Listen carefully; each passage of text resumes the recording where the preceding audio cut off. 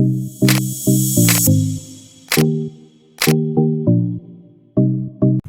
assalamualaikum warahmatullahi wabarakatuh. Ketemu lagi dengan saya di channel vlog berita. Oke teman-teman, hari ini itu ada kabar berita dengan judul Veronica Tan dapat teror dari orang tak dikenal melalui WhatsApp.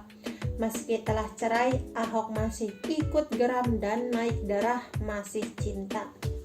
Kisah perceraian Ahok dan Veronica Tan hingga kini masih menjadi sorotan. Ahok bahkan disebut-sebut gagal move on meski sudah menikah lagi dengan asisten pribadinya Puput Nastiti Devi. Belum lama ini, anak Ahok, Nicolasean, jadi sorotan setelah akhirnya ia membalas salah satu komentar netizen yang mempertanyakan sikap ayahnya kepada ibunya.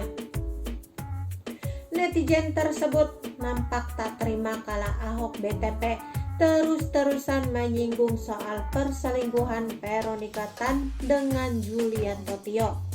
Namun yang mengejutkan, Nicolasean tak membalasnya dengan emosi dan justru tetap membela ayah dan ibunya. Hal yang sama pun pernah dilakukan Ahok saat Veronica Tan mendapat pesan berisi makian dari orang-orang yang membencinya.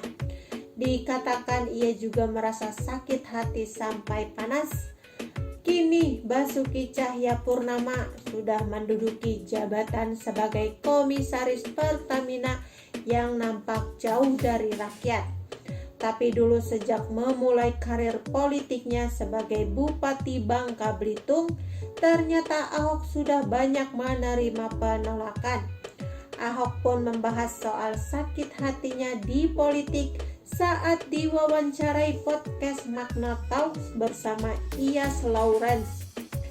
Ia bercerita bagaimana saat jadi bupati dulu, ia juga sempat ditentang seorang PNS yang tiba-tiba menyodorkan bacaan ayat suci Al-Quran yang tentunya tidak bisa ia baca. Atau bagaimana saat ia pun dipertanyakan dalam agamanya sendiri karena ia menolak berkampanye di gereja. Namun yang paling melekat adalah pikirannya adalah saat ia menjadi wakil gubernur DKI Jakarta. Ahok cerita bagaimana ia sudah menawarkan semuanya untuk menyelamatkan warganya. Namun yang didapatnya adalah ucapan yang membuatnya sakit hati. Sakit hati dengan perlakuan seperti itu, Ahok pun sudah berpikir akan bersikap bodoh amat. Malah ia berpikir akan membiarkan jika orang-orang di sana mati tenggelam.